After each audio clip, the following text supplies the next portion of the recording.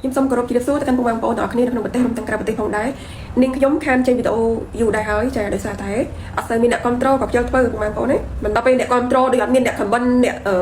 like អ្នក share អីនោះមានអារម្មណ៍ថាអត់មានអារម្មណ៍ធ្វើប៉ុន្តែគាត់ថាមករយៈហ្នឹងបើក Facebook ទៅឃើញរឿងតែខ្មែរហេងខ្មែរជន់គ្នាជេរគ្នាណែមើងងាយគ្នាអូយក៏ទៅចាំបាច់មើងងាយខ្មែរគ្នាឯងទៅអីខ្ញុំសុំទៅកាន់បងប្អូនខ្មែរទាំងអស់គ្នាច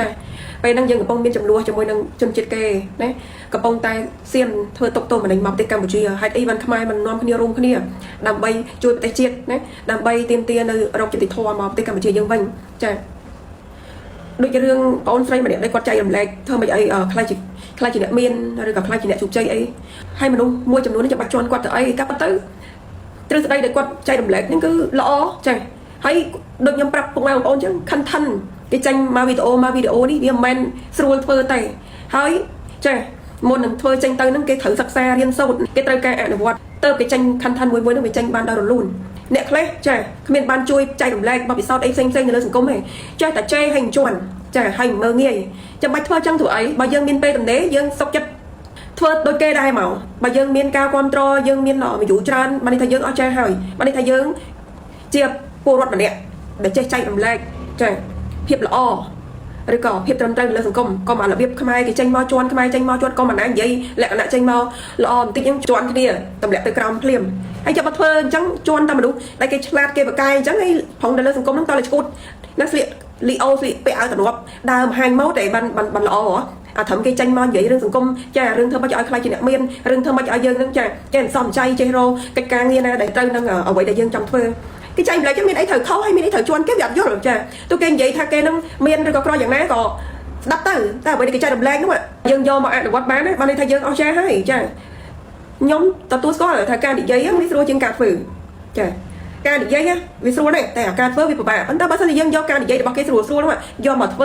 ើវាបានផលប្រយោជន៍សម្រាប់ខ្លួនឯងចាបើគេចែកម្លែកល្អយកទៅកុំជន់គេបងប្អូនណាសិតតែខ្មែរដូចគ្នាទេចាអ្នកមានណាធ្វើអីក៏ត្រូវដែរតែបើអ្នកក្រធ្វើអីក៏ខុសលើលោកនឹងវាអាចយុត្តិធម៌ពេកអញ្ចឹងក្រមានវាអត់សំខាន់ទេតែអ្វីដែលសំខាន់ហ្នឹងចាភាពត្រឹមត្រូវហើយនឹងការចែករំលែកចារឿងដែលល្អនៅលើសង្គមចាតើគាត់យ៉ាងម៉េចក៏ដោយតែគាត់មានចិត្តក្នុងការចែករំលែកហើយនាំគ្នាគ្រប់គ្រងសរសើរគាត់ទៅកុំជន់តែជន់យូរទៅឡើងមានអ្នកចែករំលែកយើងចូលរៀនក្នុងសាលាចូលរៀនទី1យើងចូលរៀនក្នុងសាលាយើងត្រូវបង់លុយទី2យើងចង់រៀននៅផ្ទះយើងត្រូវការយកលុយទៅទិញសៀវភៅរបស់អ្នកជោគជ័យហើយចាំបើអ្នកជោគជ័យគេចែករំលែក free នៅលើសង្គម social media ហ្នឹងរឿងអីដែលគេខុសសរសើរគេទៅចាហើយមិនតល់តែយកលុយទៅឲ្យអ្នកមានណាអ្នកលក់សៀវភៅតល់តែយកលុយទៅចូលរៀនណាសិក្ខាសាលានៅក្នុងក្រុមហ៊ុននីមួយហ្នឹងបានគេហៅថាអស់ចាមែនមិនតល់អស់លុយបានហៅអស់ចាអារបស់ free ហ្នឹងវាមិនអស់ចាឬក៏យ៉ាងម៉េចនៅសំណួរហ្នឹងខ្ញុំសូមសួរទៅកាន់អ្នកដែលជន់ដែលល្អគេចែករំលែកណារឿងសង្គមរឿងធ្វើជាអ្នកមានរឿងធ្វើអ្នកជោគជ័យអីហ្នឹងចាសូមផ្ញើជាពិសេសតើមិនពេញបានល្អបានត្រូវចិត្តនោះចានេះគ្រាន់តែជាយោបល់របស់ខ្ញុំទេអាចប្រឈប់បានក៏ប្រឈប់ទៅហើយបើសិនជាយើងគិតថាយើងធ្វើមិនបានដូចគេយើងរៀនសិក្សាធ្វើឲ្យដូចគេមកចាព្រោះយើងចូលរួមក្នុងការជួយចែករំលែកដូចគ្នាក៏មកគេចែករំលែកគេមកជន់គេចាដូចខ្ញុំអញ្ចឹងខ្ញុំមិនអ្នកមានទេខ្ញុំក៏មិនអ្នកជោគជ័យដែរប៉ុន្តែចំពោះអ្នកដែលស្ដាប់ខ្ញុំនោះ